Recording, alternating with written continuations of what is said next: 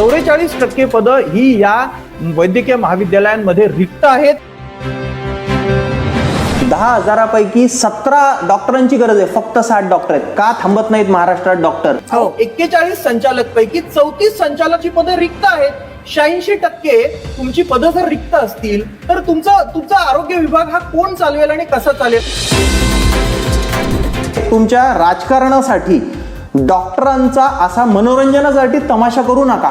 संजय राऊत साहेब, तुमचं मनोरंजन इतर वेळी जेव्हा सरकार स्थापनेच्या वेळी चालेल, पण या घडीला लोक किडे मुंग्यांसारखे मरतायत. महाराष्ट्र हा देशामध्ये कोरोनाच्या मृत्यूमध्ये अव्वल आहे, आज सगळ्यात जास्त आहे आणि याच्यापासून आपल्याला पळ काढता येणार नाही.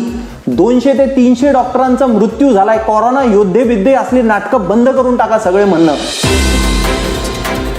अल्पवयीन माता दिसल्या तर मला पहिलं असं माझं मत आहे की 7 ही आकडेवारी कदाचित थोडीशी कमी असेल, ज्याची नोंद झाली नाही. ज्या उपजिल्हा रुग्णालयामध्ये प्रसूतीसाठी आल्या नाहीत, इतरत्र गेल्या, वाच्यता होऊ नये आपल्या तालुक्यात म्हणून, अशाही मातांची संख्या असू शकते, जी मला वाटतं की एक शोध मोहीम राबवून त्या सगळा ही आकडेवारी तो आपण शोधला पाहिजे, असं माझं पहिलं मत.